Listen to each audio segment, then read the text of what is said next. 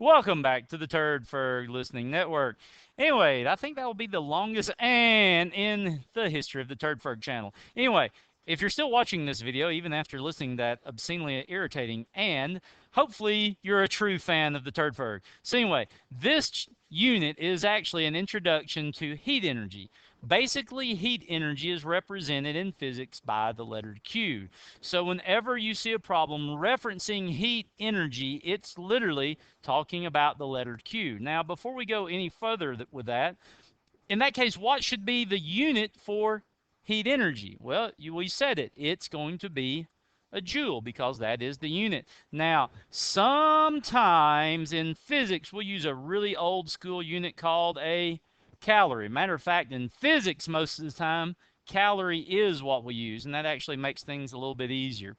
But anyway, the equation for heat energy is Q equals mc delta T. And this is going to be just a quick, like 6-minute video getting you to work these problems. Hopefully this is not the first time you've watched the video or done some of this, so you kind of already know what it means. So obviously, we've already said what the Q stands for. It stands for thermal or heat energy measured in joules. Mass in these problems. Now, this is what's neat about the mass in these problems. You can actually work them in grams or kilograms. Now, I'll explain more about why that is in a second. One of the big things in these problems, though, is this letter C, and you've never seen this before in anything. It's referred to as specific heat. Every material has its own specific heat. Some materials are harder to heat up than others. Some things heat up very easily. For example, I'm going to make a little table here, and I'm going to make one column in joules and kilograms Celsius degree. The other I'm just going to make in joules and grams Celsius degree. And so I'll go through a little list here. First one worth mentioning is water. Water is one of the harder substances on Earth to heat up. It actually has a specific heat, 4,186 joules per kilogram. Some books might have 4,184, but we're in the same ballpark. In grams, that would be 4.186. This is why I said a second ago about it doesn't matter if you use grams or kilograms, so long as you match your mass and your specific heat. You can't leave a mass in grams and then work the problem with a C, a specific heat, in kilograms. They have to match. Now, I just told you that water is one of the highest specific heats. What are some other ones? Well, a couple. Copper. Copper's got a pretty low specific heat. It's 380. Or if you can do the math, divide by 1,000, 0.380 there. Sand. Sand is definitely worth mentioning. If you've ever been to the beach, you notice how the sand heats up really quick compared to the water. And so the sand has a specific heat of 660 or 0.660. The sand heating up so quick actually explains a little phenomena if you've ever been to the beach. So let's draw the beach, and here we'll do that, and out here is the water. If you've ever paid attention to a flag at the beach, you'll notice something very interesting. In the morning when you go to the beach, what you'll see that's kind of neat is this.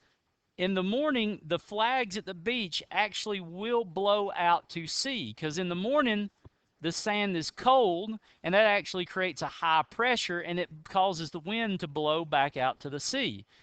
If you ever stay at the beach all day, you'll notice something quick. Eventually, that sand will get hot because sand heats up 660 much faster than the water, and you'll notice something. As the day goes on, the flags at the beach will actually start, see if I can find another big color for this. The sand will actually start blowing back. That's a terrible looking arrow. But anyway, it will blow back towards the beach. So next time you're at the beach, take a look. In the morning, the breeze blows out, sand heats up fast, breeze blows back in for the rest of the day. Then the evening, you'll notice it reverses again, and it's all because of this specific heat. Some other specific heats worth talking about. Iron will show up in the problems. It's 450, pretty easy to heat up iron. Every material has its own specific heat. You can Google and look up if you need one in particular. Lead has an extremely low specific heat, 129. Matter of fact, lead will even melt very easily because it's very easy to heat it to its melting point. Tin is 228 or 0.228. And I think that's all the ones you'll probably need for anything that you might have. Now, I'm going to make up one special thing over here just for water. There is another unit in physics called calories per gram Celsius degrees. The beautiful, awesome thing about water in calories, it's just the number 1. And usually if you're in a physics class, you don't even have to use the 4,186 or 4.1. You just get to use 1. And it really makes all your calculations nice and easy. Plus, it's easy to remember, the number 1. Anyway, the only other thing in this formula, and you can pause if you need to record any of that down, the only other thing you will need to notice is this delta T. And delta T, literally delta means in physics or math, change, in this case, change in temperature. And when you're doing your change in temperature, now you could give a formula for this. Some people would say, well, delta T is the same as TF, and I forgot my T, craziness, is the same as TF minus TI, which just means if you worked a problem and you heated something, let's say you heated the object from 10 degrees Celsius to 30 degrees Celsius, then it changes 20 Celsius degrees. And if you were really sharp, you did notice something weird just happened with that degree symbol there when I wrote that difference. But anyway, most people never catch up on that. But anyway, all you do to get your delta T is you subtract your two differences. All right, let's do a couple of example problems now. This is what the homework, I think, looks like. Let's do A and B. A. And A should have said like heat energy or something of that nature, or thermal energy. Instead, it just says joules. Don't call it the best question. But anyway, how many joules of heat are required, well, to heat 692 grams? There's a mass. And this is important. It told us sand. That tells me I get to use 0.660 joules per gram Celsius degree. Why did you use 0.6 and not the 660? Because this is grams, so that needs to be grams. Now check this out. 22 and 318, the difference is 296 Celsius degrees. So all I did was subtract the difference in those two temperatures, and that's got me this delta T. So if I want to find heat, Q is equal to MC delta T's.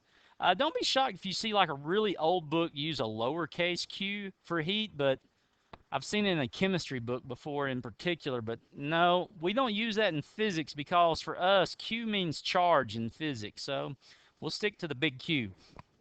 Q equals M 692 grams times 0.660. And I'm going to leave my units in this just so you can watch them go away. Times 296 Celsius degrees. Look at my units. Grams, grams, Celsius degree.